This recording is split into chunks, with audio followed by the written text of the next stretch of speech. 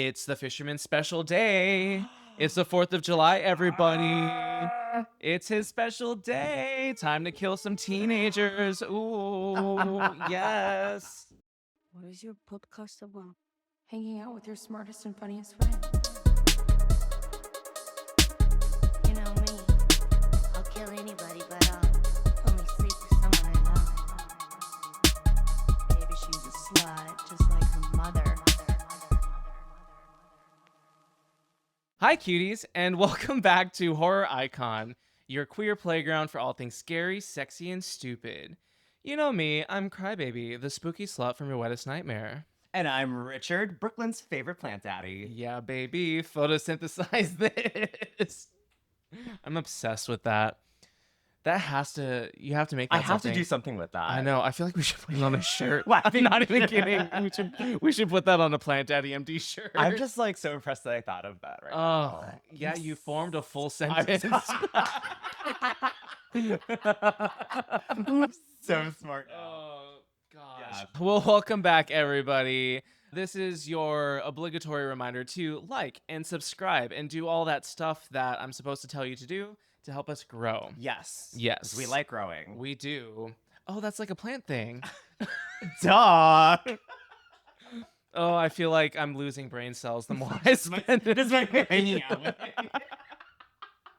It tends to happen. Oh, It tends to happen. it's okay. I have too many. Oh, that sounded Oh no. Okay, welcome back, Richard. We just finished recording our little get to know Richard episode, and that energy has definitely carried over to this It has. episode. Yes, it We're has. feeling chaotic. Mhm. We're feeling fancy and fancy free, and ready to know what you did last summer. I'm ready. Yes. I'm So I know what you did last summer. Again, very, very excited to talk about this movie. Yeah. We touched on a little bit about this was one of your favorite movies, right? Yes, growing up. Yes.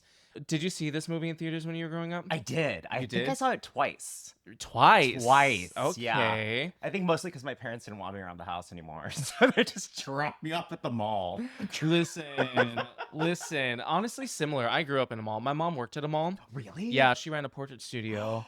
That's so And cool. yeah, and whenever my parents were divorced, whenever I would go see my father, he would just like drop me off at the mall while my mom was working. Mm. And I would just run around. I would go to Spencer's Gifts. Spencer's is And cool. yeah, and I would look yeah. at all of the half naked birthday cards, like all of the men that were Oh like my half naked. God. They have so much sexual stuff there. I was more into like the trippy posters. Oh no, I was all about the I was all about the softcore porn, baby. Oh, Yeah. yeah, I remember that section. Yes. The novelty, like the gag Yeah, stuff. yeah. Yeah, the gag of it all. The dicks and stuff. Yes.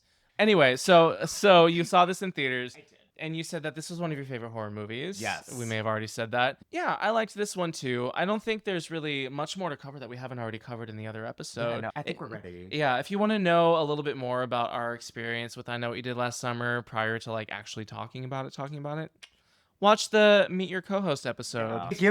It gives you a good preface of what's to come. Exactly. Yeah. It lets you know all of the chaotic, frenetic, and you are the most chaotic guest I've had on the show. I mean, I haven't. Let's see. I've had Donnie. I've had Chris. I've had Donnie and Chris. I have a couple That's of more other. than one. Yeah, It's more than one. we're at 3 right No, now. yeah, see, you could start like labeling people. Yeah, you are the most unhinged. Oh, thank you. Yeah, you're welcome. I love it. I fuck with it so much. Anyway, I Know What You Did Last Summer. That's why we're here. Yes. So, I Know What You Did Last Summer. Before we get into it, I have my... There's not more questions, are there? No. No, there's not. Oh. Nothing that you have to think too hard about, I don't think. Okay, Maybe. I have Crybaby's Breakdown. Yay. Yes. I have it written down, everybody. I'm not off book. Forgive me. It's Pride weekend. I was a busy woman. Very busy. I would actually never memorize these anyway. Before, I would just read it off my computer. Yeah. Yeah, so here we go. Here we go. Happy 4th of July, cuties. Time to celebrate by punishing a group of cool, hot, sexy teens for their indiscretions. And by indiscretions, I mean hitting someone with their car and dumping the body into the sea in the hopes of preserving an athletic scholarship, a pageant crown, and a clean slate. Because these hot teens have their entire lives ahead of them, right? Wrong! 1 year after supposedly murdering some rando, our 4 friends find themselves haunted. not just by guilt and greasy depression hair, but by someone who knows exactly what they did last summer. This petty crocker ass hook having fisherman is hellbent on sending threatening notes, low-key exploring a career as a hairstylist, and Oh, giving our leading lady the crabs, literally. Friendships crack, Sarah Michelle Gellar starts smoking, oh. and instead of calling the cops like normal people, our group dives into a chaotic round of hot girl research to figure out exactly who they murdered and why someone waited a full year to come for them this aggressively. Who will live? Who will die? And why is this plot more tangled than the decorative fishing nets this town seems obligated to display? The poor town. I know, don't worry, babes. Okay. Yeah, we're breaking it all down. All right. We're going to be screaming about Sarah Michelle Gellar, of course. Yes. Yes, and we're going to answer the real question, was it guilt or was it gay? Not right now. Yeah. Not the, I was like, do you want me to answer that? the betrayal after you're like, there's not more questions, is there? That's Crybaby's breakdown of I Know What You Did Last Summer. Good job. Thank you. Yeah, it was great. Thank you. Like I said, I really like writing these. I like being sarcastic, everybody. It helps me manage my anger. This film, I have some information. You probably don't know any of this, so I'm really excited to share this with you. It's a movie. Who directed the movie? Richard, who directed this movie? Michelle Gellar. Oh, if only. No, Jim Gillespie. Jim Gillespie. Gillespie. Gillespie. Yeah, I couldn't tell you what else he directed. He hasn't had like the most thriving career, Oh. but he did good with this movie. Okay, so Jim. Yeah, and apparently the cast really liked him. He left a good impression on them. Really? Yeah, there's a clip out there of Jennifer Love Hewitt saying that he's the favorite director that she's ever worked with. So good job, Jim. That's so nice. Yeah, you made one of Richard's favorite horror movies, Thank you. and Jennifer Love Hewitt loves you. Yeah. Okay, so I did not know that. Yes. No. Now, we went over this last time. Kevin Williamson wrote the script. Kevin Williamson wrote Scream. Another one of my favorites. Another one of your favorites. And fun fact, I know it. You know, Kevin Williamson is gay. You know that, right?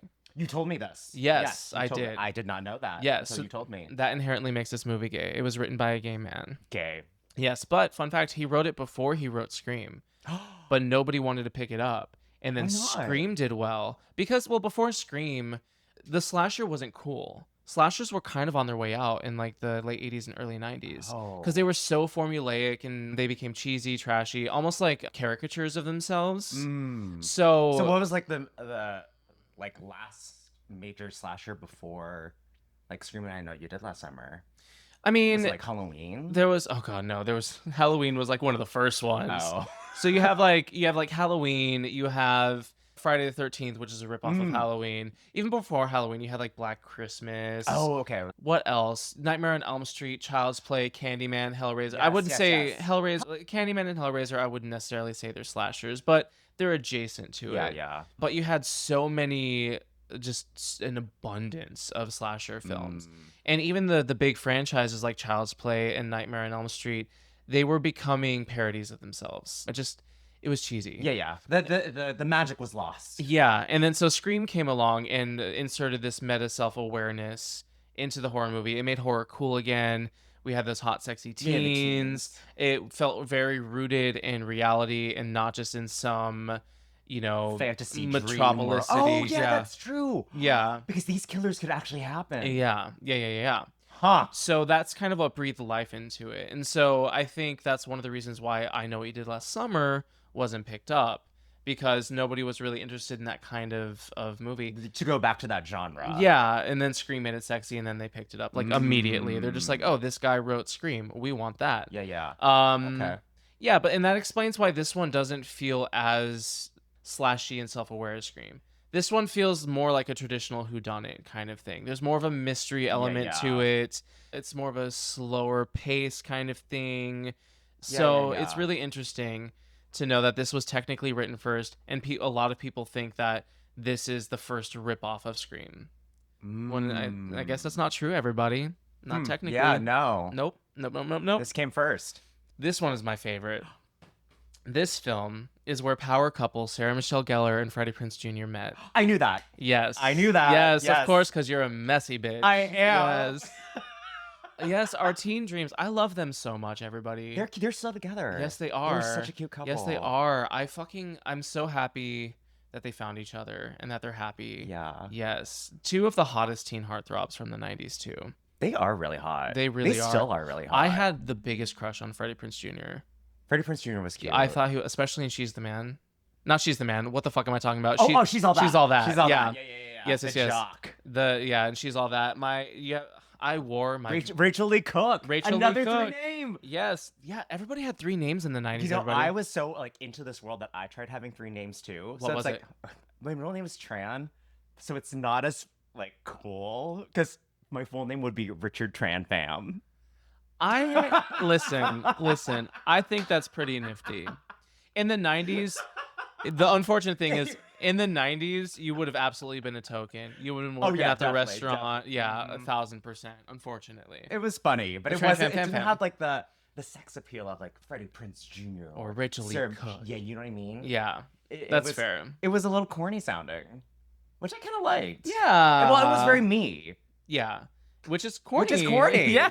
I'm fine with that now. I embrace that now. Yes, I love that. As Yeah. you should. No, but what I'm saying is, in She's All That, Yes. the ending because he had that dare To when make her over. yeah, and like she didn't win or whatever, and so he had to live up to it. And so he attends graduation naked, and there's the shot of just like them panning over, and he's Oh, sitting there with the soccer yeah. ball. I wore my VHS out. I replayed that so much. I love thighs. I fucking love That's thighs. the- yeah. So I was just like, I was in heaven. So yeah, they met on this movie and they're in love. So cute. So cute. Congratulations. Yes. Ugh, I know. Congratulations.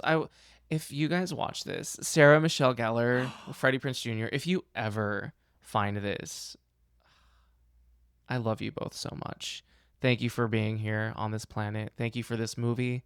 Thank you for Scooby-Doo. Yes. And just thank you for making me believe in love again. Because Thank you for slaying the vampires too. oh, that too. Yes, I want to do a Buffy episode so bad. I probably will. Sound off in the comments if you want a Buffy episode. It's gonna fucking explode. Oh, it's gonna fucking explode, everybody. Jesus.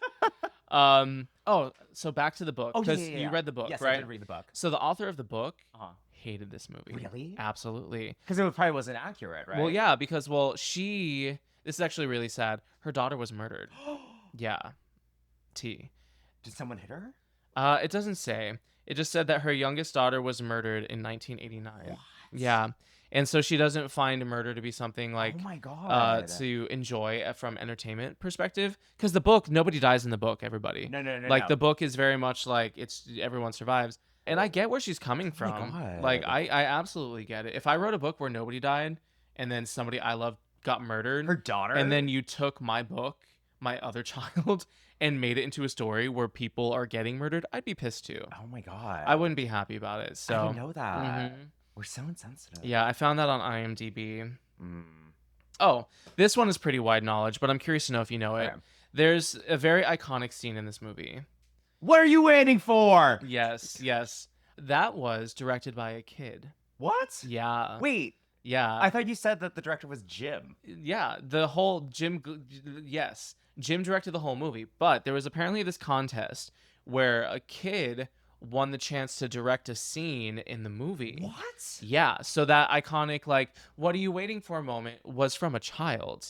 And Jennifer Love Hewitt was not on board at first. She was like, "Really? That's what you're going to have me do?" She's like, "This is what's going to happen? What are you waiting for, huh?" And then she did it and she was like, "Yeah," and then everybody fucking loved it. Isn't that wild? What? Who knows what that wait. kid's up to these days? Well, who is this kid? I don't know. I didn't go that far.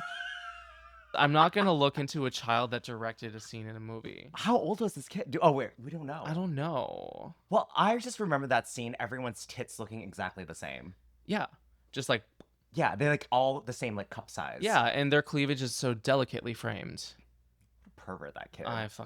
I know. That's why he wanted the. That's why I he was wanted like, the wait a overhead shot. minute. He gets a chance to direct a scene with 2 hotties, and he's like, "Oh, overhead shot, please. Low cut shirts, thank you." Can you jump a little bit more? I want to know who he is. That's true. Kid, if you're watching this, I'm curious. I'm curious. Yeah. What was your inspiration? And do you get residuals from this? Was it? Oh, that's a good. I need to know the Was facts. this free labor? I know what you did 15. How long? 15 summers ago. Mama, math is not your strong suit. We're coming on almost 30 years. Oh my god, 30 years. It came out in 1997. did. We're in 2025. I know you did. 30 years. 28 years. 28 ago. years. I know you did 28 summers ago. Free child labor. Oh, Somebody scandal. call. Yeah. Somebody call OSHA right now. Yeah. Okay. And the last little pot bitching that I have to do, I'm very curious about this. Originally, Jennifer Love Hewitt auditioned for the role of Helen, and Sarah Michelle Gellar auditioned for the role of Julie. So they auditioned swapped. And I'm just very curious about how that, you know what, that happens to Sarah Michelle Gellar a lot. She auditions for one role and then she gets booked for another. She auditioned for Cordelia, and then she got Buffy, thank God. Mm-hmm. Yeah, I wonder what it is about Sarah Michelle Gellar where she like gets in the room and they're just like, no, but yes. It's happening again. Begin the count, everybody. It's Begin the count. It's happening again. If this is your first time here, I am legitimately counting how many times Richard burps into my microphone. I'm curious. Part of me wants to see what that movie would be. And here's why. I love Sarah Michelle Gellar. And spoiler alert, I've gone through this in Chucky. We're doing it again. If you're watching this, there's going to be spoilers. This movie is almost 30 years old. If you haven't seen it yet, this isn't a good replacement for watching the movie. We're going to talk about it. You should watch the movie and then come back to us. So you have 3 seconds. 2, 1. I hate that Sarah Michelle Gellar died in this movie. It's the most upsetting thing for me. And so I'm just like, not that I don't like Jennifer Love Hewitt, but it's like I would have much preferred her to die, and so we could keep Sarah Michelle Gellar. Honestly, like after Sarah Michelle Gellar dies, I don't watch the movie anymore. Yeah, I still have no idea who the killer is. I have no like. Wait, literally, are you serious? I blanked out, and I rewatched it again in preparation for this. Yeah, you've watched it like 3 times now. I watched right? it 3 times, but right after that tire scene, I just start cleaning my kitchen again. Well, it's like, okay, there's the emotional element of it first off, but this is a convoluted ass storyline, everybody. It doesn't make sense. It makes sense. It makes sense, but it's not the way it's the way it's given to us is just, you have to actually sit with it and you have to think about it. So I get it. That's too much for me. That's too much for me. That's why I'm here. That's why I got Thank you. Of Someone course. needs to be the brains of the situation. Yes. I got you, everybody. That's the tea that I got. Consider the pot bitched. Wow. I love how surprised you are by a lot of this. I was very surprised. Yeah. You learn something new every day. Somebody needs to invent a machine where we could hop into other timelines. I want to go see the version of the movie where Sarah Michelle Gellar is Julie James and Jennifer Love Hewitt is Helen Shivers. Speaking of which, let's go through our characters. Yes. So we have Julie James, who is played by Jennifer Love Hewitt. Mhm. She's our final girl. She is. We know that because she's brunette and she's smart. She goes to college. She does go She to goes college. to college. And she doesn't do well. Spoiler alert. No. The trauma. Yes. And then we have her best friend, Helen Shivers, played by Sarah Michelle Gellar. Yeah. Let's be honest. Helen is the final girl that we deserved. Yes. A much more compelling character, in my opinion. She had beauty. She had a beautiful chase scene. She had a character arc. She did. Yeah. She did. And she drinks Diet Coke out of a glass without ice, which is very European. Also, that glass is huge. Thank you. And she only pours this much into it. She pours the smallest amount into it. I'm like, girl, okay. I turned to my roommate and I'm just like, she's a sociopath. And my roommate was like, I do that. And I'm like, oh, What? Okay. Who drinks soda like that? Yeah, okay. I need y'all to let me know. Okay. Who does drink soda like that? A warm can of Diet Coke in a huge glass, but you only pour about an inch and you drink. I understand not drinking out of the can because when it like gets shipped and stuff, rat piss, whatever. Oh. Do you not think about No. that? Oh no. Oh no. I just ruined Oh my Richard, god, everybody. you. Oh, why would they do that? Why would the rats piss there? Because they're rats. That's what they have. They have to piss. Oh my god. Go piss, girl. Like, Okay, all right. Now, I've learned so much right now. this is no longer a podcast. I'm currently tutoring Richard Pham, Richard T. Pham, Plant Daddy MD, on how to survive in the real world. Someone needs to show me. Okay, so Ah. yeah, but it's like summer too, so it's hot. Yeah, it's warm soda. That's anyway. Apparently, Helen is supposed to be vapid. She's not.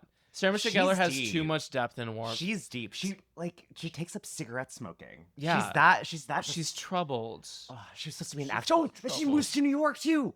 Yeah. There's the. I would like to see the New York evidence. Yeah, me too. What was her life in New York? We'll never know. All All right. Barry, who is Helen's boyfriend. Yes. Ryan Phillippe. He is toxic masculinity incarnate. That's all I have to say about that. Cute though. He is really cute. Definitely 90s heartthrob. Very sexy scene. Ryan Phillippe and Sarah Michelle Gellar were both in Cruel Intentions, which is one of my favorite movies from the 90s. One of my favorite movies too. Very queer.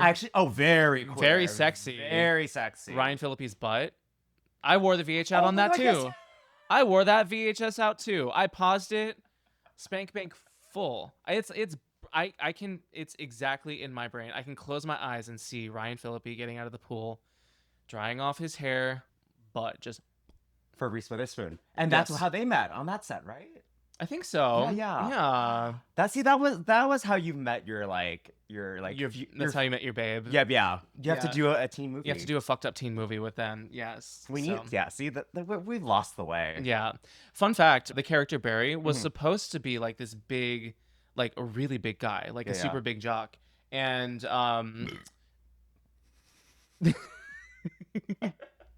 Continue. so he was supposed to be a really big jock, but they cast Ryan Phillippe because he was just really good at being aggressive. Like he made up is for very it. Yeah. aggressive, yeah. He played it really well. He did. He played it very well. Next we have Ray, played by Freddie Prinze Jr. Mhm. He's Julie's BF. He's our working class hero. He There is a is. class divide in this friend group, everybody. There is. Because Barry, Helen, and Julie are all well off, and Ray is not. No. Ray is working class. He is. He fishes. Yes. He's pretty white bread, but it's fine because he's handsome. Yeah. He's Yeah. really really cute. Yeah, he's really cute. His name is Ray. Yes. And a couple of our other peripheral characters. We have Max, who is the other fisherman dude. Oh yes. yes. Yeah. Played by David Galecki, the guy from Big Bang Theory. Yes. Yeah. He wants in with the group. He wants in right? with the group. And This he has is, like a crush on someone. Doesn't he have a crush on Julie? I think he's just like into Julie. He's also like, it's back to that class divide. You have Ray, who is in with these cool kids and these rich kids, and then Mhm. you have Max, who is outside looking in, and Mm. so there's obviously a lot of tension there and a Yeah. lot of animosity. Oh, I never saw it like that. Yeah. I think they talk about it directly in the script. Oh. He says something to Ray that's just like, oh, like you play the part of a rich kid well, or something like that. He did say that. Yeah. Oh, okay. Yeah, so there's Max. We also have Elsa, played by Bridget Wilson. Justice for Elsa. Really? We're going to talk Yeah, about we're gonna that. talk about I'm her. very We're gonna talk excited. about her. Yeah, She's Helen's older sister, and she is very bitchy. She's very bitchy. Very bitchy. And not having any of Helen's shenanigans. Nope. And then our final peripheral character, we have Missy, played by Anne Hesh. She is the supposed creepy crone kind of character. Are we making a fear out of impoverished people? I don't know. That's what it appears. Creepy crone. Yeah. I mean, she's not really crone. But she's the oldest one, like, She's of the the oldest one of the teens. teens. Exactly. She was, like, in her 30s. Yeah. God forbid. Yes. So that's our list of characters. So let's just jump right on in. We're going to talk about the movie. My goal, everybody, for this episode is for Richard to finally know who did I Know What You Did Last Summer. The killer. Who did the I Know What You Did Last Summer. Who knows what they did last summer? Who Anyway, knows? Okay. so we open up. I like to call this first beat is very much like gaslight, gatekeep, manslaughter. Okay. Yeah, 'cause Yeah. we have like your traditional like hot sexy teen openings, like the whole exposition dump, right? Mhm. We have Helen Shivers in her pageant. Yes, winning. And that's with that quote. What was that? The question was, did I write How it are down? you going to use your I have it written down. What will be your contribution to your community and the world at large? And she says something along the lines of, after I graduate, I'm going to move to New York and take on a career of being a serious actress. Yes. Not only any actress, a serious actress. And she says, through art, I shall serve my country. It's so cunty, you guys. Yay. It's so good. That's What? That's the moment where we're like, she needs to be the final girl. What young faggot would not say that, though? Honestly. I would say that, too. So yeah, it's like it's the 4th of July. Everyone's partying. This is a small seaside town, which yeah. I love as a setting. How do you feel about a seaside I town? like a as seaside setting? town. It's very romantic. Yeah. There's a lot of shellfish. Yes.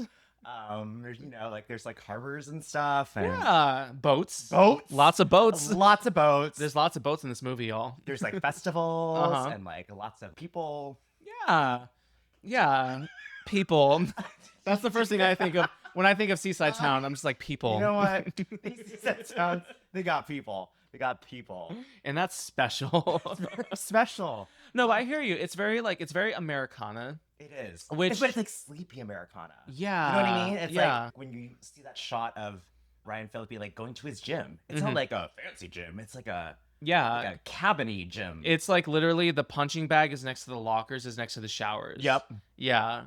It's like I'm with small you. It's town very like feels. quaint. Yeah. It's a very quaint setting, which is really cute. So yeah, like they're partying. Helen Shivers, she wins the crown of the Croaker Queen. Yes, she does. Our Croaker Queen for life. Do we know what she had to do though to get that crown though? She had to wear a bathing suit and serve her country. But wasn't it okay? So like my thing is that if we fast forward in the movie when she has to go to the crowning again. Yeah. There's a talent portion. Yeah. She probably acted. I wonder what scene. I don't know. It was maybe from something like a soap opera or something. Because Sarah Michelle Gellar was in soap operas before she started doing this shit. General Hospital, right? Was it General Hospital? I know she was part of like a Burger King commercial. It wasn't All My Children. Anyway, we'll figure it out. We'll figure it out. We'll figure it out. for a group. I think she was acting. Okay. Because also part of me, well, no, I'm getting this mixed up with Scary Movie. Whatever. Yeah, okay. But so she wins the crown. She wins the pageant. Yes, and then they're all like they're partying. They go to the beach. Mm-hmm. They tell stories. They plan their futures. They have sex. They do, And they get drunk. Underage drinking. Mm-hmm. See, that's part of the horror formula. Yeah, you're doing naughty things. It's the what did you call it? Trope. Yes, that is a trope. You're learning. I learned. Yes. Changing lives. Vocab. Yes. So yes, that is a trope. That is a trope. Yeah. But Ray drives home. It's Barry's car. It's Ryan Phillippe's car, but Freddie Prinze is driving Because he's sober. Mm-hmm. But they still get into a car accident because Barry's being a fuck ass, sticking his head out of that fucking window. And spilling beer everywhere. Yeah. So they hit somebody.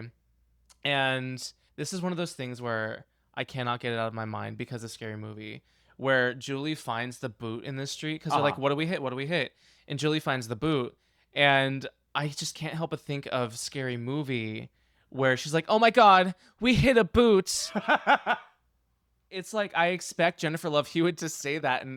But really, it was Shannon Elizabeth. Have you seen Scary Movie? I haven't. Oh gosh. I know. Well, Shannon Elizabeth's character in Scary Movie is named Buffy. It's really cheeky. Is it? It's on very Netflix? problematic. I don't know. It's a very problematic movie. It was problematic then. It's problematic now. But it's like even better. It's a filthy watch. Yeah. But they find out they hit somebody, and because they all have their lives ahead of them, they decide to just except for Julie. Julie's like, no, we need to call the police. But everyone's just like, no.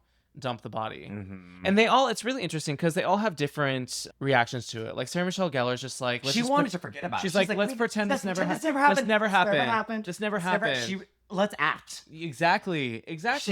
She was using her talent. Yes. To help serve her country. Serving the country. Yeah, they all have a different reaction. Mm-hmm. So what was Ray's though? Ray was just more so. He was like shook. He was shook, but Ray was just kind of like, think about how this is going to look. Like Ray is just like, this isn't going to look good. No one's going to believe that I was driving the car. That's true, because he would be like this was part of the discussion. They're like, but if we do turn ourselves in, who's going to get the blame? Exactly, and they were just like, they were always going to think it's Barry. Mm-hmm. Barry had a scholarship. Like they were all like thinking very selfishly. Yeah. You know, I get it, but it's like, you hit somebody with your car, bro. Yeah. Max also drives by the jealous guy. Yes, he does. Yeah, so they have like a potential witness and all this stuff, but they end up deciding to dump the body He fucking snatches that crown off of Sarah Michelle Gellar's head, though. And he falls into the ocean or wherever they dump his ass. And then Ryan Phillippe has to go down and get it. And the motherfucker's still alive. But they left him still down there. I'm like, you could have saved him still. I'm He's like, still alive. At that point, you're dumb. Like, I mean, I guess it's dumb in general, but it's like, if he's still alive, I mean, I guess that is an awkward conversation. Like, he wakes up and you're all standing over him, about to dump him into the ocean. Just be like, oh, funny seeing you here. So yeah, someone else hit you. Yeah, but no, they dump his ass, and then they make a pact to never talk about it ever again. They swear by it. Yeah, Ryan Phillippe He's, literally like, pushing, like, he chokes her. The toxic masculinity of this motherfucker. He literally grabs her by the throat, pushes her against the car, and says, "You never talk about this ever again." yeah, like to your grave. To your grave. Yeah, yeah. And she's like, "Yes, Barry, She's to like, my "Fuck, grave." Barry. Yeah. So needless to say, this just fucks up their whole friendship dynamic. Because the next time we see them is 1 year later. They're and different. I laughed so fucking hard. I'm going to edit the clip in here if I can. The first time we see Julie, they do major storytelling with her hair throughout this movie. Because her hair is so like buoyant and full in the first part of the movie. The first thing we see is like the back of her head, and she turns around, and the way she turns around, she's just like looks dead. She looks so freaking dead. Her hair is so greasy, Stringy. mousy. Mm. Whoever was the makeup designer on this movie, props to you, mama. Props to you, because that hair story you told, so good. So many hair stories. So many hair stories. So many hair stories. It was so good. Like, Julie is depressed. She's not doing good in school. Her mom thinks she's on drugs. Helen's trip to She New doesn't York. even like her cod. Do you remember? The mom search. Oh, yeah. How do you like your cod, sweetie? She's like, oh, that is the specialty of the town. Ah, yes. We get our first note, everybody. The titular, I know what we did last summer note. Do you know what titular means? No. Of the title. Wait, what? It's like of the title. So if like the titular, like the movie is called I Know What You Did Last Summer. Yes. So the titular note says I know what you did last summer. Oh, Much okay. like with Candyman, right? The movie is called Candyman. The character Candyman is the titular Candyman. We're learning So here, it's like, everybody. this is like a reference to the title. Yeah, it's like basically the reason why the movie is titled that. Oh. Yeah. Titular. 'cause Titular. It has the That word has the title. Yeah. You're gonna have so many brain cells when we're done. Everybody. I'm gonna be like a screenwriter. You know what? The finale of this, I'm gonna be a screenwriter. I'm a screenwriter. So yeah, we get that note, the titular I know what you did last summer note. Uh-huh. And immediately Julie starts freaking out. She reaches She out to- summons the girls. She summons the girls. This is where we find out that Helen's acting career didn't work out in New York. She goes to Shivers, Mm-hmm. which is the family like antique store or something. Yeah, it's like a department store. Yeah. Department store quotes around that one. She sees Elsa. Okay, Elsa, absolutely love. Tell me. Because number one, she's a bitch. It's very. But she honestly is the one who has the most reality of things. You think so? I think so. Like, she's not having the shit anymore. She's like, Helen, you're a spoiled brat. That's true. You know what I mean? Helen probably got a lot of attention because she was the pretty one. She was the pretty one. Yeah. I get that. I don't think, maybe before the events of this movie, she was a spoiled brat. I don't think the Helen Shivers that we spend our time with in this movie is a spoiled brat. No. She's been No, through things. She's been through things Yeah. because she's working the fragrance counter, everybody. She is working that She's a fragrance working counter. girl now. Yes. Because Julie is trying to get Helen's New York number, Mm-hmm. and Elsa's just like, you can ask her. She's standing about 10 feet to your left. It's like, bitch. She is so mean. She I is. love her. My only thing is, I don't know if I buy that they're sisters. I get that siblings rag on each other, but this feels way too mean-spirited to be a sister. There is no ever a moment of affection. Because No. even if you're like rude, you still help her out. Exactly. But Which she definitely did not. Yeah, she can't stand this bitch. Elsa fucking hates Helen. Written all over her face. But yeah, we get Helen. We get Barry. Barry's like, you two look like shit ran over twice. And I'm like, Julie maybe, but Sarah Michelle Gellar looks great. What are you talking about? She has like her big hair. With her cigarette. Yes. I'm shook that Sarah Michelle Gellar smoked in this movie. Was it a real cigarette? I don't know if it was a real cigarette, but just the image. Maybe it's because I'm more aware of intention of smoking in movies. And like some people just don't want that for their image. yeah. But like it was jarring for me. I'm like, Buffy is smoking? Bad girl. What? Aw. Yeah. I feel like Sarah Michelle Gellar would do like those acting chances though. Yeah. She's like, she's like she's a committed woman. she's been, well, she's like been acting her whole life. Yeah. She's an artist. She is an artist. Yeah. Oh. So they have that whole conversation about The note, and Barry's like, "Oh, like this note's dumb, doesn't mean anything." oh yeah, and we also find out Barry and Helen broke up. Yes, they And did then break up. Ray and Julie broke up. Helen and Julie are no longer best friends. They don't talk. I don't think Ray and Barry were even Oh, no, friends they to weren't begin even friends to so begin with. don't even worry about that. But yeah, they're all estranged from each other. And I think this is the first time they've really seen each other since that incident. And they all think that Max is the one that wrote the note. Yes, he was like the witness. Yes. So Barry uses his toxic masculinity to try to beat it out of him, right? Yeah. At like the Crab Shack or something. The Crab Shack, yeah. Because, I mean, he's a working girl. He's a working girl. Yeah. But I love how when he's walking out, he's like, he won't be bothering us anymore. And the girl's like, what'd you do? And he's like, he won't be bothering us anymore. It's like, you literally, like, assaulted this man. Oh, Barry, fucking Barry. yeah. Barry, calm down with your Yeah. daddy's money. I know. Fucking Ugh. rich-ass Barry. That's when our first kill happens. That's right. Yeah, tell us about that kill. Oh, so like after Barry like shoves Max, there's a hook on one of the ice cubes, and then the next shot, the hook is gone. Gay gasp. Where'd the hook go? And then through the crab boil, through the steam, we see the hood killer, The slicker. the slicker, and he has the hook and goes. Max drags him into the crab, the Yeah. crab soup. The hook right through the jaw. That Yeah. stuck with me when I was a Ooh, kid. yeah, that was a gory kill. It was. It's That's just- like a jump scare for me. That is, yeah. Mhm. It's that was added after the film had already wrapped. Really? Yeah, another fun fact. That scene They needed that scene though. They did, exactly. They needed that. because they needed us to feel that danger earlier on in the Mhm. movie. Originally the film was very tame with kills. Like it wasn't that gory, there wasn't that much blood. But after doing some test audiences and stuff, they were like, no, we need to kill. Yeah, they needed some gore. Yeah, They thank need- God they did, because this is it's a great kill. It's a great death scene. It's a good moment. Yeah. With the drag and everything. And all of like the ice and the steam and it's very elements. visceral. The elements. It's a very visceral scene. Yeah. And you can smell that room. You can smell You that can. room. Yeah. You could smell it. It stinks.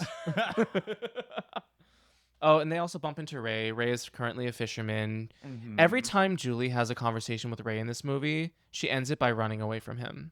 Did you notice that? Now that you mention it, he does. Or She does. Yeah. She just like runs on off. Oh, but one of my favorite memes out there is from this scene. Which one? It's just like it's a picture of Jennifer Love Hewitt with her head tilted a little to the side and she looks kind of confused. And then the subtitle from the movie says horns blowing. You've never seen that? No. I'm going to send it to you after we're done. It's so fucking what, funny. What does that mean? It's just like stupid. I don't know what it means. To me, like just the look on her face is one of utter confusion.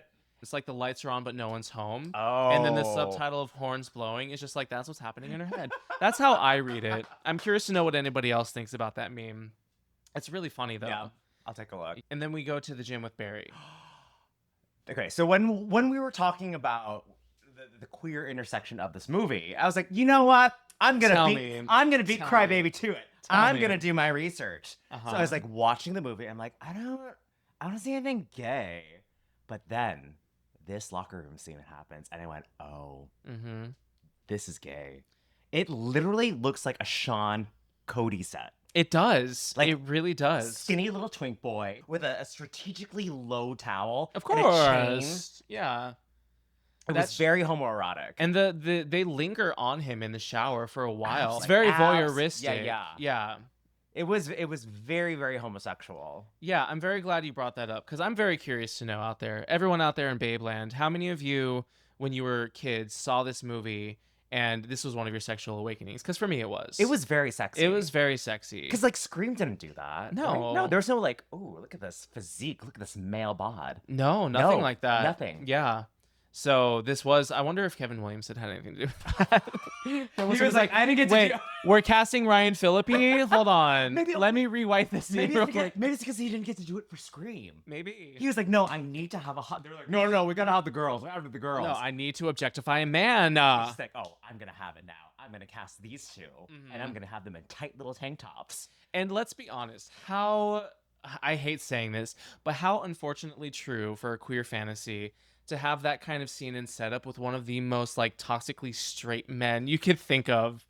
Like I hate to say it, so many queer men just love that straight fantasy, and I just like that voyeurism in this. Yeah. You know, it's Well, it's a almost little like filthy. I kind of like it because it's like we're objectifying it. I love You know what I mean? It's objectifying like it. we're not saying that they're smart or we're not like you're literally meat. You're right dumb now. and you're hot. Exactly. Yeah, That's really all you it. are. That's all you are. That's all you are. He's like walking around. He gets that little picture or something that says, "I still know." Oh yeah, he does in his locker, right? Oh, and his jacket's missing too. His Letterman's jacket. The jacket. Yeah. Mm-hmm.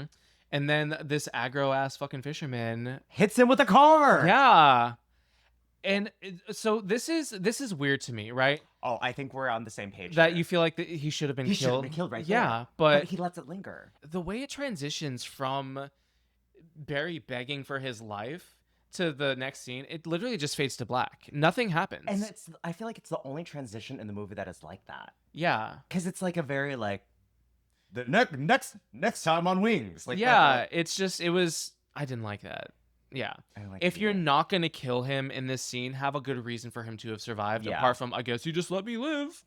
It 'Cause that's literally what Barry says. Yeah, He's yeah, like, yeah. I guess you just wanted me to live. Although the shot was really horrifying though, because they did like from Barry's perspective. Oh, yeah. It was very POV horror, which is cool. Yeah. Yeah, but Should have killed. They- should have died. I feel like they just didn't know how to end the scene, so they're like, blackout. Like we actually need him. Fade to black. So this is when we start to realize, okay, somebody's fucking with them. Yeah. And it's getting worse and worse and worse because they are with Barry in the hospital, which means they're forced to be together again. Oh no.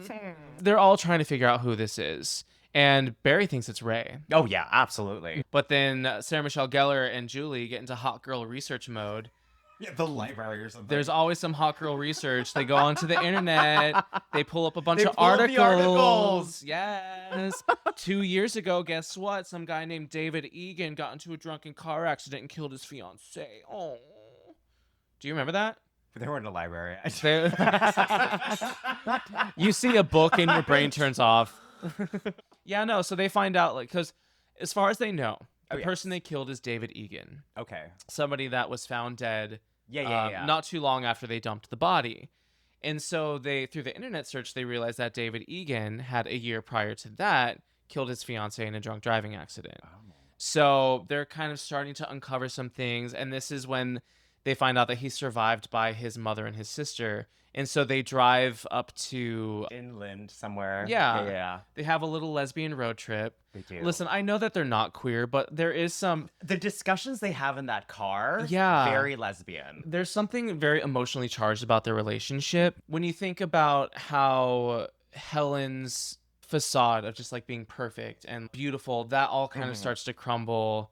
And then you have Julie, who is kind of this moral high ground kind of girl, and how those can both be like responses to a failed queer relationship. You know, like one is like, oh, holier than thou, the other one lets themselves go, like all that stuff. Yeah. It is very like that conversation that they have where they're like, Sarah Michelle Gellar is crying. So compelling. So compelling. It does feel like there's an emotional charge to it. There is definitely. And it may not be the most queer coding, but I do think it shows like a deep like relationship. Like, Yeah. it's there's emotions tied to it. yeah. And they go on this adventure together to Anne Hesh, who is queer. lesbian. Yeah. So there's also Yeah. that. And I always get so uncomfortable when people do this in movies. It's probably because I will never do this. Well, actually, I can't say never. I might. Right. But I'm always just like, Mama, you are pretending to be somebody else, and you're going to somebody else's home and invading their privacy. You're lying about your car breaking down when it's literally parked in the driveway. Like, what the They- fuck are you doing? They are liars. They are. They could have just been honest right away. I'll just be like, oh, we think we killed your Yeah, brother. like so sorry.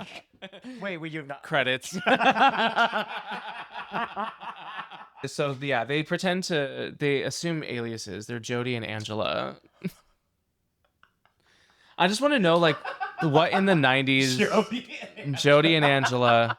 I don't know, like, if those are like common names from back then. I mean, Angela, I could see, but Jody. Yes. Jody. Who's Jody and who's Angela? Let me I guess. think- Let me guess. Okay. Jody is Julie. Oh, Nope. Helen. Helen was Is Jody. Jo- oh. And then Yeah. Yes, yes, yes. Interesting. Yeah. Well, it's because fucking Julie starts it first and she's like, Jody, can you call AAA? Da da da. And she's just like, sure thing, Angela. It's funny. But this whole scene is like, there's so many red herrings in this fishing town. There are, because like we see slickers hung up and like they're trying to make Jody look like Jody. And Hayes. They're trying to make Anne Heche Missy. Missy. They're trying to make her look sus. This whole thing, it kind of, what drives me crazy a little bit about this is, and you see this a lot in horror, not so much nowadays, where the impoverished are oftentimes vilified. And the aesthetic of poverty is what horror movies use as an indicator of this person is evil. Yeah. You know, whether it be from desperation or whatever the case may be. And I'm not with that. No. You know, this is just a woman who's trying to live her life. Yeah. Her brother died. Her mother's in assisted living. She's living by herself, trying to make the shit work. Yep. Killing and plucking animals all by herself. But the thing is that that's how you kill a chicken. Yeah. She's not doing anything different. Yeah. It's just like, it's annoying. So they're like trying to build like, oh, is Missy Is the it one? her? that She's the doesn't- weirdo. She's the one. Does She's Missy different. know what she did last summer? They find out that somebody named Billy Blue came to visit her. Yes. That's such a stupid plot point. I don't even know if I want to cover it. But they're just like, oh, who's Billy Blue? So they think Billy Blue is the killer, possibly. Yes. And they leave, and surprise, surprise, their car's working again, and Anne Heche sees that. It's so stupid. Why would you say that your car is broken down when you're literally parked in front of the house? Mama, come up with a better lie. Come on, Jody. Come on, Jody. Get your shit together, Come on, Jody. Jody. Oh, and here's another thing. And she's not wrong. So we talked about the conversation with Sarah Michelle Gellar and Jennifer Love Hewitt in the car, Yes. when she's like, I miss you. It's a very compelling We don't scene. talk. Yeah, we're not talking. And side note, Julie is cold as fuck here. It pisses me Yeah. off. She's so cold. But Sarah Michelle Gellar says, and it sounds wrong, but it's true. She's like, maybe he wanted to die. Because everybody, she does say that. yeah, because everybody, like, he killed his fiance. And Why I was think he out there anyways? It's It's like an thinks he was gonna go abandoned kill highway. himself. Yeah. And in the opening credits, he was like dangling his legs. That's right. He was just hanging out on a Did cliff this top. little pendant. So it's like, I think it's a legitimate question. It And it may be is. insensitive, but it's true. It's Like, what if true. he did want to die? That's a deep question. Yeah. Hard-hitting journalism. Anyway, so Julia's cold as fuck. I'm going to say it over and over again. Helen Shivers is the final girl we should have had in this movie. She should have been. So she goes home. She's drinking her Diet Coke. With a very absent father. Yeah, Did her you notice father's that? like watching what... Sports. Yeah, none of them notice that just a grown-ass man in a slicker just walks through Walks it- the front door. Walks through the front door and What just the goes hell? right upstairs. And she's just enjoying her little Diet Coke. Combing her hair. Combing her hair too. And Elsa walks in like, oh, Oh, you and your hair. That right there, I'm just like, foreshadowing. But also, could that been a moment where the director was trying to show that maybe it's Elsa as the killer? Because she walks Maybe. in unnoticed. I never thought and of then Elsa. talks about the hair. Okay. That's true. I'm the smart one. Look at you. I never would have thought about that. You're welcome. Look at that. I'm so wrong. She's not Look the at killer. that. She's not. She's not. Elsa. Poor Elsa. Oh. I did feel bad for Elsa when I was younger. I felt bad for Elsa. I still kind of feel bad for her. I get it. You know what I mean? Like, Yeah. she deserved to die. No, she's just a bitch. She's Being a just a bitch, bitch. being a bitch does not deserve to die make. No. If that's a sentence. Yes, so you and your hair, and she goes to sleep. Sarah Michelle Gellar goes to sleep, and then what happens next? Tell us. Tell the children. Feed them. She wakes up the next morning. Mm-hmm. Oh. She finds out that her hair has been cut. She goes to her vanity mirror. Smash, smash, smash. Yeah. She freaks the fuck out. And smashes the mirror. And so she ends up she calls the girls. Yep. She gathers the Some girls. girls. You have to love a friend group that only comes together when tragedy strikes. You know, I love a friend group. I need a group of friends that are only going to come through when, like, I'm going through it. I want to be that bitch that when I call somebody, they're like, what now? Actually, straight to voicemail now. Actually, this could have been a text. Don't Yes. call me. Well, one of the things that I love, though, is, like, when we see her in person, she's wearing this fuck-ass hat. the cap, Like yeah. the village people cop hat or something. She looks so funny. And then this is where Julie gets crabs. Yes, because we hear that little. She's driving to Helen's house, and there's like little taps in the trunk. When she goes to check, What is that? and then it's fucking Max, the Fisher guy. Yeah. He's just chilling dead in the trunk with a bunch of crabs. Wearing Barry's jacket. Yes, that's a good. I forgot about that. Yes, wearing Barry's jacket, and so Julie goes to run and grab Helen and Barry, and in record time, the killer fucking manages to get this body out of the trunk and make it super duper clean, squeaky clean. But this is my question though. Because of that, was it actually just Julie's like craziness? No, I think he just had a tarp. Oh. I thought about this. I just think it was a tarp. I think he had the tarp in the trunk, and then he put the body and the crabs in there, scooped it all up. Easy cleanup. Yeah. That's my thought. But anyway, the body's gone. Yeah.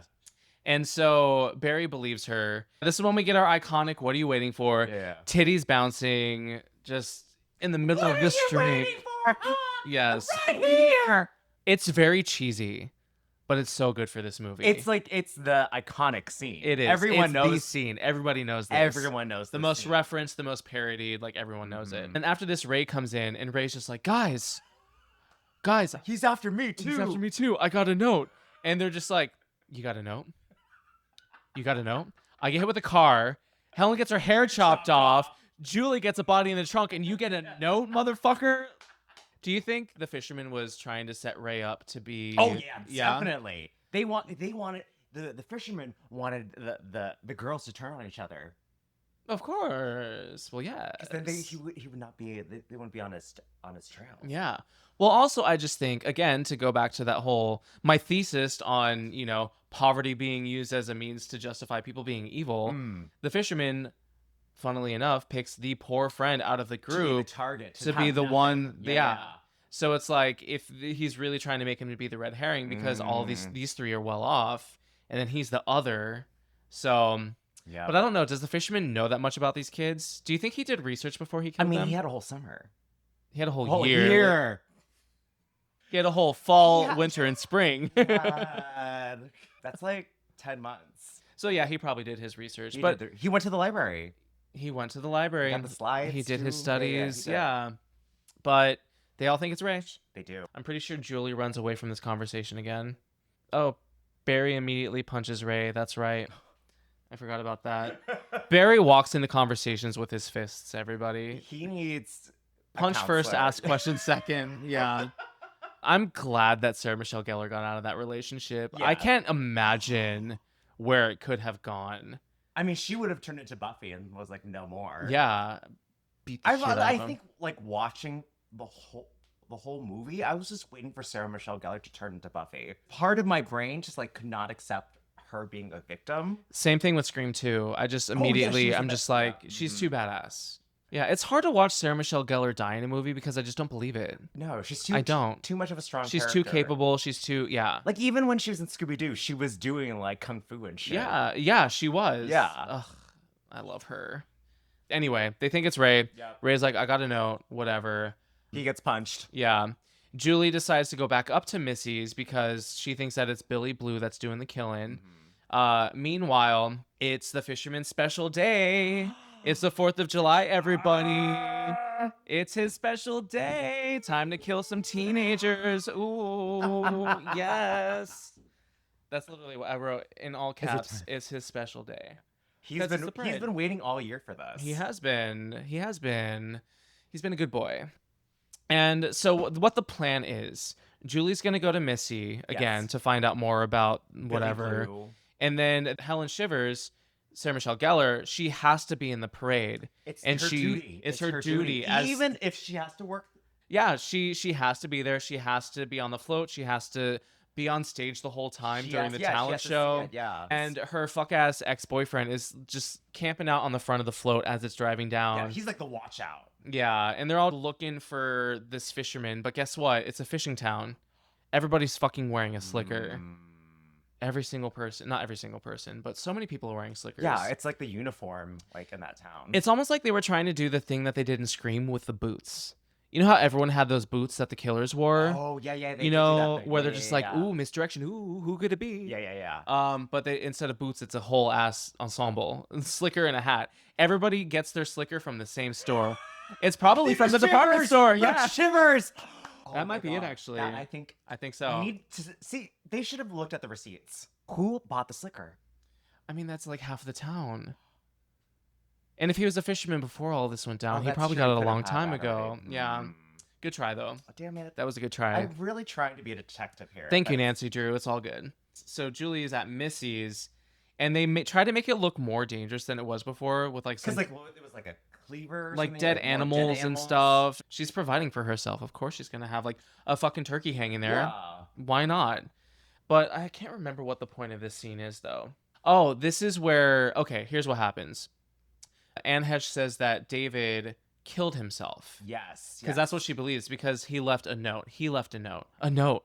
Guys, I got a note. It's a note in that same fuck-ass penmanship. It's actually lovely penmanship. It is beautiful. The fisherman has Yeah. great penmanship, I'm not going to lie. It's very easy to read, very crisp, very satisfying. I mean, he's been practicing all year. He's been practicing all year. It's just like, I'll never forget last summer or something like that. Yeah. And then Julie's just like, oh, this isn't a suicide note. This is a threat. And so Julie pieces together that David Egan was killed, and they probably killed the killer of David Egan. See? Exactly. You lost me. Exactly.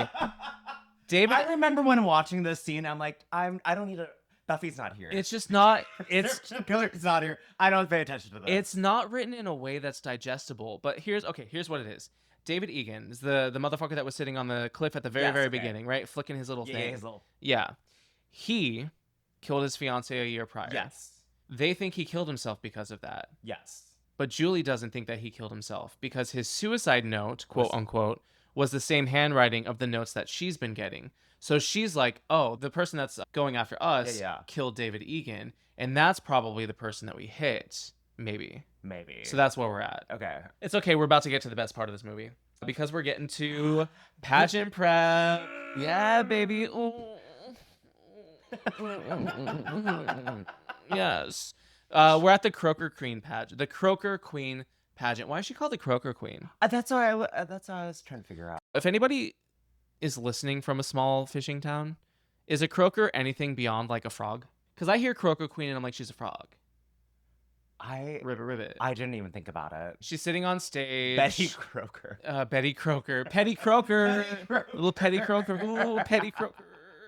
I don't know why I'm really into this today. Ladies and gentlemen, welcome to the stage. Petty Petty Croker. Croker. Oh, goodness. I'm really feeling a shimmy today. I don't know what it is. Just maybe it's because my chest hair is out. It's like, yes, carpet burn, baby. Oh. Anyway, it's the Fisherman's Special Day. It's also the pageant. Yes. Everything's happening all at once. It's a perfect storm. There is a really cool transition. It's so high school, but I love it. You see the action of them prepping for the pageant, and there's the backdrop, and then the lighting changes, and we can see Barry and Helen behind the backdrop. Oh, that's yes, a really they do cool that. thing. They I do love that. shit like that. Yeah, they did do that. I do think that specific shot is a bit too stylized for this grounded ass movie. Because that's something that I would expect from like Wes Anderson or like an auteur, you know? But it's cool. Yeah, give it a moment. I Give like a it. moment. Yeah. He's comforting her. She's scared, whatever. He's watching from the balcony while she has to sit through a painful talent show with that woman singing. Fame, I wanna live. It's Is that the what yeah. she's singing? Baby, look at me. This is. Tell me what you see. I have to give them props, the filmmakers, for their commitment to authenticity for small town stuff. Because this is exactly. This is what you would see at those talent shows. Yes. And this is exactly the kind of performance where everyone's like, you are so talented. You need to go to New York and be on Broadway. But like the zoom in of Helen's face during this. She made that face out loud on stage. She made that face out loud on stage. But maybe that's the commonality between Helen and Elsa. Oh, yeah. The bitchiness. The bitchiness. Yeah. Because Helen's just like, oh, God. So good. God. But while this is happening, we see Barry up on the balcony yeah. by himself, I guess. Nobody wants balcony seats in this show. The fisherman comes up. Yep. Oh. Yep. And Sarah Michelle Gellar freaks the fuck out. like screaming. She like throws herself into the audience. Yeah. Oh my God. Yeah, but okay, she's screaming. She's like, somebody help him. Everybody help him. Something's happening. Something's happening. Nobody bothers to look at where she's screaming. They're just grabbing her and putting her back on stage. Like, they're just like, you get back up there, you piece of eye candy. Nobody, until after everything has settled, one guy turns around, and by that point, the damage is already done. Barry dies, Barry's by the dead. way. Barry's dead. Yeah. He gets hacked to death. Rest in peace, Ryan Phillippe. But yeah, isn't that fucked up? Like, she's screaming for help, and they're all just like, "No, stop it." I never noticed. It's a whole mob thing. Not a single person helps her. They all like they push her back. They're just like, "Stop making a scene, little missy. Can't you? We're listening to somebody sing Fame right now." I know how that feels. Really? People always push me into the spotlight all the time, and I'm like, I have problems, guys. I will not be on that stage all the time. I will not be on that stage. Sometimes I need to mourn the death of my ex-boyfriend. Exactly. He's Yes, dead. I didn't do it. No. No, I didn't do it. No. Sure. Photosynthesize that.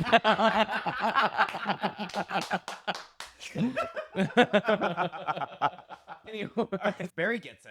He gets slashed. They go up to investigate the scene, but nothing's there. But little do they know, there is a drop of blood in the floorboard. Yep, just dripping Just on down. dripping on down. And they missed it. The world's most competent cops. Oh, and after she freaks out, someone comes up to her and they're just like, "We're gonna need that," and they take the crown away from her. It's so fucked up. The police are questioning her and stuff, and she's like, "No, I saw it." But then they like take her, but they put her like in the back seat, like she's the criminal. Yeah. Did you notice that? Yeah, it's Like, that's weird. a little weird. It's weird. And this like first half is intercut with Julie doing her hot girl research. Oh yeah, in the Ooh. library again. Ooh, hot girl research in the library. She finds out that the fiance that was killed in the drunken car accident 2 years ago, her dad was a fisherman. Oh, named Billy Blue, right? No. Billy Blue is the name of Ray's boat. Got it. Yeah. Yes. The father's name is Ben Willis. There's so many names. Yeah, so Julie does her hot girl research. She realizes that Susie's father was a fisherman, and she's like, maybe that's who's trying to kill us right now. And then we get into one of the best chase scenes in horror cinematic history. This chase scene is a movie in itself. And this chase scene is the best part of the movie. It's the best part. Yes, and I see you scratching at the gate, so I'm going to let you Okay. kick us off, because I know... Oh wait, I might miss some things, but It's okay, I'm here. I got you. You got me? You already clocked it. She's in the back of the fucking cop car Sure. like a criminal. She's in the back like a criminal, and then they're driving. I think they're driving her to like the station or something to write a report. She's like, no one's listening to me. Whatever. And he makes some comment about her hair. Like, she Oh, doesn't... she does. Yeah, and I'm just like, yeah, it's a fuck-ass bob, but she looks great in it. Why? Yeah. Come on. Ew. It's like everybody knows that Helen was about her hair, I guess, and they're all reading her for I it. guess. This fucking bitch-ass cop. Ew. Yeah. Anyways, there seems to be one part of the road that has been sanctioned off that the policeman does not know about. So he's like, oh, that's funny. Let me get on this cop car to move it. So he goes out, and who is there but the fisherman? Ooh. Fisherman fucking hooks him. Helen's like, fuck this. She kicks the window. Glass shatters everywhere. She climbs out of it, and she starts running. And the only place she could run is the department store. Her father's department store. And who happens to be there? Elsa. Yes. And Elsa's like, oh, let's Taking her have sweet ass time. sweet ass But you know what? You know who else is taking their sweet ass time is the fucking fisherman. Oh. He is walking so slow, Yes. and she's booking it. She has so much headroom here. He is just like moseying on down to the department store. The confidence of this man to just be like, I'll catch her. Yeah, I'll get her. I'll get there. I'll get her. Yeah. So she's panicky. She's slamming glass. Elsa's like, oh, whatever. She goes towards the door and then walks back. To get the keys. I love Helen to get the keys. But my favorite one's Helen goes, what are you doing? Yeah. What are you doing? Yeah, exactly. And what's more, Elsa doesn't see when she finally lets Helen in. At that point, the fisherman is like walking across the parking lot. She should have made it by now. I think he should have made it by then. He should have made it by then. And Elsa doesn't see him. Right? There's some loopholes. Yeah, I think so. But we're accepting it. Maybe there's just some things haters can't see. Maybe not. Maybe. Maybe not. But she ends up locking the front door, and then she goes to lock the back one. Yeah. Because Helen is the smart one now. Yeah. And she's like, go to the back door. Go to the back door. You've got to lock it. And Elsa's like, all right. Calm down, girl. So Helen is like in the front. Elsa goes to the back, locks the door, but then just feels a presence. She's like, something's off here. And she turns around, and who is already inside? The fisherman. And then we get the beautiful frame. She screams and she turns her head to the side. Yeah. And we see as he swings the hook, just blood goes across the glass. It's pretty cool, actually. It's very poetic. So Helen is trying to call the police. Yes. And she hears like stone cold silence. She goes, Elsa? And then you just see Elsa's body getting dragged by the hook on the floor. Yeah. Helen doesn't see that. We get to see that. Yeah, that's our little treat. It's a treat for the audience. Oh, the storytelling is good here. It is. Like we're knowing something that the main character does not know. Yeah, which she suspects because she heard the scream. Yeah. But then like the power gets cut out. Yes, it's dark. It's dark. And this is one of my favorite things. I love this shit in horror movies. So this department store, there's mannequins, there's tarps, and Helen turns around and it's just a bunch of silhouettes, right? Just all tarped, all the same height. And one of them is a fisherman's hat and a slicker. And I just love the thought of this fisherman killing Elsa, throwing her body next to the toilet. Yeah. Running onto the display floor, and he's just like tee, throws a tarp over himself, and he's like waiting for her to come into the room. That image is. I think about that all the time. I talked about this in my Child's Play 2 episode because Chucky does a similar thing where he's hiding under a bedsheet. Anytime that happens in a horror movie, I giggle at the thought of the killer setting that up, just like tiptoeing into the room. And putting a little something over them and just like waiting for that moment. Like, it's so fucking funny to me. I never thought about it like that. Yeah. But there is a preparation to it. There is. He's like, oh, perfect. And you know what? This is perfect. That in itself is queer because that is what? Extra. It is extra. Extra. You would do that. I would do. Oh my God, I would love to do that. Yeah. Would you put yourself in like a little potted plant? Photosynthesize that? Photosynthesize this. Wild. With my hand. Yes, with your hand. That's right, because you don't have a signature weapon. No, this is the weapon. Yeah, I want to feel it. I want to feel it. These are the hands of a killer, Bella. That's a very intimate way to kill somebody. I have to give you props on that. Thank you. That you have to really want them dead. I want to kill them. Yes, and the fisherman wants to kill Helen. Yeah. Yeah. And he will put on a beautiful tarp. A beautiful tarp. And he jumps on out and tackles that bitch. Yeah, just like that. Yeah, it's quite good actually. It's good. It like the chasing really builds because it gives you like drops, moments of hope. Yeah, kind of plays with you a little. There's so many beats as well, different changes of scenery. It's so fucking good. I don't even know. It's got to be like maybe 5-10 minutes. It's a long one. Yeah, it's a long one. So she gets tackled. And then she runs to the fucking pulley system. Yes. The elevators or whatever. There's I don't know. Talk about it. Talk about this. This is one of my horror movie icks. I hate stuff where people's feet are exposed to sharp objects. Like she loses her shoes. She's barefoot and she's pulling up the because she found her sister's dead body at this point. Yes, it's in the toilet. Yeah, she sees her body. It just so elegantly draped over the toilet. Was that you this morning after? That was me after vomiting. It's me when I'm hungover. Yeah. So at this point, she knows her sister is dead, and she's barefoot. And as she's pulling her way up, the fisherman's like swinging the hooks at her feet. That's one of my big things. It gives me the jeebies because it's like if the Achilles like tendon gets exactly like in Pet Sematary or Kill Bill. Yes, exactly, like that kind of shit. Like that makes my skin crawl. So effective, so fucking effective. But she makes her way up, and the fisherman's just like, "I'll just take the stairs then." And he just, again, the confidence, he just moseys on up the stairs. Moseys on up. She's like, yep. She makes it up. And then there's nowhere to go. But down. Down through where? Down out of where? Down out the window. Out the fucking window, yeah. She jumps out of the window, and into just like a bunch of rubble. Yeah, which has to hurt. Oh, with broken glass, and without your shoes. This is a narrowly missing thing too, because the fisherman swung his hook as she jumps. Oh yeah.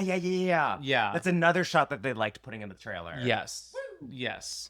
So good. So she lands in some trash, and she's in the alley now.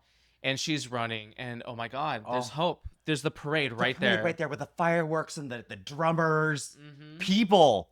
Yes. The people. The people That's are what there. makes this town. Salvation. That's what That's- makes this town.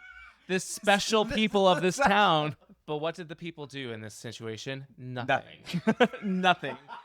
I think this is the number one thing that people say, because everyone is so mad. This is like number one dumb bitch decision in horror movies. Oh. Helen is literally 5 feet away from salvation, and she stops running, turns around, and then when she turns back around, the fisherman is there.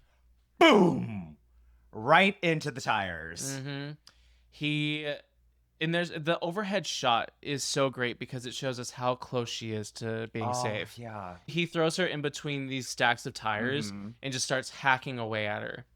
And But like the overhead shot is like the tires are like right by the parade. right by the parade. Right by the parade. People are literally right there. Nobody can hear her scream because of the music and the fireworks. It's very tragic. But here's the queer intersection. Is it that when we are in trouble, when we need help, society does not help us, but instead keeps walking? Honestly, that's very poignant for right now. Very poignant for right now. Yeah. I never would have thought about it that way. But that's true. Here It's you just are, like someone that you've glammed up, fucking a fighting force in this world, using her creativity to save this country, and Yeah. then the moment she needs help, where are you? Where are you? Making fun of her hair, putting her in a police car. That's fair. Yeah. That's honestly, I never thought about that. Yeah. Like being in the alleyway of society, being Exactly. othered. Yeah. And you're like, you know what? I let me be part of you again. Yeah. Let me just like join the parade again. Nope. Nope. You were not allowed to. Dead. Yeah. This is, and now this is where it's your turn to wear it's a little broken. I'm gonna need that crown. It's so tiny. Oh, that's so cute. Oh, that's so cute on me. Everybody, so I was wearing a tiara because I was the Croaker Queen. I'm dressed as Helen Shivers. But now that Helen Shivers has died, I promised Richard that I would let him wear my tiara for the rest of the episode. So, and it looks really good on him. Oh, thank Yeah, you. y'all need to watch this. And you're right. After this point, it's very difficult to care about the rest of the movie. Yeah. Because the best character is now gone. I mean, might as well be the end now. Yeah. Roll credits. Like I said, this chase scene in itself is a wonderful, like, miniature movie. But Helen dies, and then we're in our final act. It's all fishing boats and hoes, and, like, Julie sees that Ray's boat is named Billy Blue, so she thinks he's the killer, even though You're Billy Blue. You're Billy Blue. even though she realized that it was probably the other girl's fisherman dad or whatever. And then some guy jumps in and who we've never met. who we've never met, no. knocks Ray out, invites Julie on his boat, and then he reveals himself to be the killer. Because he's like been collecting pictures and stuff. Yeah. This wall. Yeah, she finds like his whole altar of revenge. Yeah. Because he's been like following Helen. Because I remember the picture of like Helen and stuff, right? Yeah, exactly. Yeah. Creep. You know, I will say, I was wondering, how are they going to do a third act, like, chase scene on a After fishing that, boat? yeah. And on a fishing boat, nonetheless, there's nowhere to go. I- They actually do kind of a good job, Yeah, like, yeah. showing the different inner compartments. Julie's going all up, down, and around. She ends up in the ice room and finds the bodies of her dead Oh, friends, which yeah. was a nice touch. I know, seeing Sarah Michelle Gellar's body slide down that hill was what was clearly plastic. They should have made it, like, to where you could see her breath. I would have bought it more. Oh, that would have been a good Yeah. detail. All that to be said, they find out, yes, this is Ben Willis. He's the father of the daughter who died 2 years ago and killed her boyfriend a year ago and then almost died killing her boyfriend. You lost me. Yeah, it's a whole thing. All he says is next time you leave make sure they're dead. actually dead or whatever. I don't know. Our hero Ray finds his way onto the boat. They end up like cutting off the fisherman's hand because he gets stuck in a rope Yeah. and he drops into the water, and that's kind of That's it. that's it. Yeah. You have your obligatory post-killer police thing where, So, like, you kids know what happened around here? yeah, his body will show up at some point. No body yet, but it'll show up. They always do. And then cut to 1 year later. College, right? It's college. Julie has wonderful hair again, so you know she's healed. She's healed. She's back. Yeah, but it's like it's like a fake out jump scare ending, you Oh, know. yeah. Where we're led to believe like, oh, he's back, the body was never found, and He's like, in the shower. it's the jump scare ending. He jumps through the glass and she screams, Yeah. and that's it. It's whatever. But that's I Know What You Did Last Summer. That is. It is a very queer movie. Now that now that we talked about it, and we Mhm. talked it out, I do see that. Yeah, I have more. I have a lot more. Oh my God. Yeah. I can't wait. For me, anytime there is a critique of hyper masculinity and toxic masculinity, I automatically read that as queer. So with Barry, where there's this showcase of how much he leans into his aggression and masculinity, and at the end of the day, that is usurped. That is doesn't serve him anything. It's yeah. actually detrimental. I think shining a mirror on that reality where, spoiler alert for life, everybody, toxic masculinity is not the answer. Hypermasculinity is quite poisonous to society. It does not solve any problems. Yeah. So I always read a little bit of a queer intention whenever that it's showcased like that, like the way it is in this movie. He's also like the homoeroticism of it. He's guess, shirtless. yes. He's always sweaty. Yeah. The shower scene, we Little touched on that. Little towel. Very little Very towel. little towel. We kind of already talked on this too. Just to point a finger directly at it, we talked a lot about the pageantry of it all. Yes. About the gender performance of Sarah Michelle Gellar's character. And as soon as she starts to be overcome by this guilt and this grief, that all starts to fall away. That starts to fall apart. And then once it does, once her hair is cut off and her man is killed, then she herself is killed. Society isn't able to help her, you know? There's also, this is a small thing, we touched on this, the cultural context of it all. The time that this movie was made. Sarah Michelle Gellar, Buffy. Oh, yeah. You know, it's just like so many queer icons in one movie. Yeah. It's just like innately the cultural context makes this a queer movie. Yeah. But the real thing is like the big thing, and I remember I brought this up to you when we when we talked over coffee. This whole movie can be seen as an allegory for guilt and shame around a secret. Well, no, that's what the movie is about. But that is an experience that is very true to queer people. Because we're keeping a secret. Yeah. Imagine, right? They kill somebody, right? If you replace that with sex, with queer sex, you had shameful queer sex. Yeah. And then however long later, someone leaves you a cryptic note. I know what you did. I know what you are. Imagine as a queer person, the feelings that will be coursing through your body. Yep. So it's just that experience of feeling like you have to hide something And that someone's you using did. your sexuality against you. Exactly. And just how it feels so threatening. And it honestly, depending on your circumstances, it can feel life or death. Yeah. You know, if somebody Especially if someone's in the closet. Exactly. That's exactly what I'm talking about. Being closeted, having a queer experience, and then somebody saying, I know. Oh my God. I know about that, and I'm going to hang it over you. I'm going to torment you. You don't know who I am, but I know who you are. And I know what you did. That is a queer fear if I've ever heard one. Oh, I never even thought about that. Yeah. Wow. Yeah, that's like a big, like for me, that's one of the biggest takeaways is like being exposed when you're not ready to expose your... Exactly. Wow. For an act that you did that has since changed your life and your relationships with the people that were also a part of it. Who were used to be so close. Yeah. You all went through this experience together. It has changed you both. It's changed you all fundamentally. The dynamics are so different between you all. And not only are you grappling with that, grieving all of that, but you also now have this paranoia and this guilt and this shame because an outsider knows about it and you want so desperately to keep it a secret above everything else. If this secret gets out, your life is over. Yeah. That's so queer. Yeah. I never thought about that. Anybody who's spent any amount of time in the closet knows exactly what I'm talking about. Yeah. You know, it's a very, very queer thing.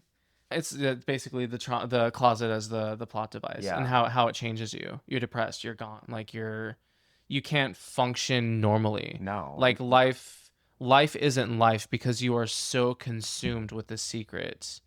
And that someone's gonna out you. Yeah. Yep. No. Yep. And then furthermore, the fisherman can be seen as a queer monster, as an embodiment of homosexuality. How He so? is coming after you. You have this secret and you're trying so hard to hide it. But that queerness is a force that you can't necessarily repress. No. And trying to repress it causes you so much more pain. You're relentlessly pursued by it all the time. Yeah. That the thought of that queerness never goes away. Much like how the fisherman is always there. He's omnipotent. He's omnipresent. He's constantly reminding you, I am here. Yeah. And I am a lingering representation of this shameful act that you. Yeah. That's deep. And it's like, it's one of those things where it haunts you once you think that you escaped it as well. Mm. You know, anybody who has ever I tried this. I tried to convince myself that I was straight. Really? Yeah. There was like a small period of time where I really tried to convince myself that I was straight. And then it just came back. It came back and it came back and it came back. And so that's kind of how I read The Fisherman. It's just like this embodiment of a queerness that is never going away. This relentless thing that you are trying to run away from, that you're trying to escape, forget about, trying to convince other people is not a real thing, but it's always going to be there, and it's always going to be dangerous, and it's always going to feel threatening until you're able to confront it. Yeah. You know? So that's my thought. Oh my gosh. How's your brain doing? My brain is very sensitive right now. Oh my god, here. Oh, do you want it back? You can take the I'm crown. gonna take my crown back. Thank you. I don't deserve I that earned crown. it. Yeah. I earned it. You earned the Yes. Helen, you earned that crown. Yeah, so those are my thoughts. Like, Aw. what thoughts do you have? Do you have like thoughts about what I've said or about your I experience mean, watching like the film? what you said is very deep. Thank you. And I was like, oh my god. I like to go deep, everybody. So, fortunately, I didn't have to come out like as I guess It wasn't a thing. It wasn't a thing. Well, the Yeah. thing is that I come from a very queer family already. So Oh, because you had I moms, have right? moms, yeah. So it was a different story for me. It was like, oh yeah, I have a boyfriend. His name is so and so. They're like, oh, that's great. Yeah. So it was fortunate enough for me to do that on the parental side, but there was a moment when friendships changed. So Yeah. I remember like around like 10 years old or something, which is when I know you did last summer. I guess a lot of the guys that I used to hang out with started to not hang out with me so much. I didn't understand it at the time. I was like, oh, that's weird that, like my friend David and Alan just like don't want to hang out with me anymore. Yeah. I just thought it was like, oh, maybe it's just I didn't read too much into it. Yeah. But looking back, I think it's because we were all starting to like kind of realize our sexualities. And I think they realized that I was a homo. Got it. And then I don't know what was fed from there. You know what I mean? Like hate is taught. Yeah. So probably somewhere down their lines that someone told them like, oh, homosexuality is wrong. Richard is a homosexual. You should not be hanging out with him. So I started to notice this kind of friend shift. Yeah. And I remember like from ages 10 to 14, I was very, very lonely. Oh, I'm sorry to hear that. I became Julie when she was not bouncy anymore. Was your hair greasy when she was not bouncy anymore? Oh no, because I used to be very, very bouncy. Okay. And then there was a certain age where I became very, very like inward, which is so funny. It was during this time of this movie. Yeah. My hair was probably greasy, but I remember specifically I would wear this green jacket. And to those who are watching, who know me during this time, you know the green jacket that I was wearing. I would not take off this green jacket. I wanted to hide my body. I wanted to hide who I was. Any shape or form, I didn't want anyone seeing me. Yeah. I literally wore the same thing every day because I did not want to express myself. I wanted safety. Yeah. I didn't want to show people my creative side. Even though everyone knew I was creative, because it of course comes out in other ways, but I was just so gung-ho. I was like, I feel it's just very weird. And I'd rather just protect myself. So I used this jacket to protect myself. And it wasn't until high school when I met other queer folk. of course, in the theater community. Yeah. And I went, wait a minute. Like, hold on. I don't need to wear... Now that I'm a serious actress. Through my art, I shall serve my country. country. Thank you for sharing. I appreciate Yes, that. yeah. I didn't know that I had these many connections to... I know you did last summer. Isn't it amazing what happens when you think? Yeah. It's wonderful. Wait, that was a read. Yes, it was. We'll get there. We have 4 more episodes for you to... Well, hold on. Yeah, we have 4 more episodes. Look who can't count. Listen, I'm not a mather, okay? I don't do math. Math? What is Mather? that? What is math? Mathology. Mathology. Oh, and on that note, any final parting thoughts? Who's the killer? Oh yeah, who is the killer? Is that? Oh, I just know it's the old dude. Oh, you know, because I realized because the third act I find is just so not engaging. I blasted through that shit. The killer is Ben Willis, Ben Willis. the father of Susie Willis. Who's No, No. Susie Willis is the fiance of David Egan, Got it. who is Anne Heche's brother. Got it. Susie Willis died 2 years ago. Mm. David Egan was killed by Ben Willis 1 year ago. Our 4 hot babes thought they killed Ben Willis when he was coming down the mountain from killing David Egan. And so, yeah. Got it. Okay. Does that make sense? I feel like Dora the Explorer right now. I'm looking in the audience like, can you say convoluted? And on that, Richard, Yeah, I think we're ready. where can our listeners find you? You can find me on the gram at Lord Fierce, TikTok at PlantDaddyMD, or visit my website, plantdaddymd.com. Yes, and you can find me, Crybaby, at cryin without the G _in_public. Oh. And of course, follow Horror Icon. That's WHORROR Icon Pod on the Instagram. And join us next time, cutie patooties, for I Still Know What You Did Last Summer. With Brandy. The vocal Bible. Yes, I'm so excited for that one. Oh my god. Yes. We're going to have a lot of We're fun gonna with have a that lot episode. Oh my god. Yes, so hang in there, cuties. We're going to get there soon. And until then, don't be scared. Unless you're into that sort of thing. Bye.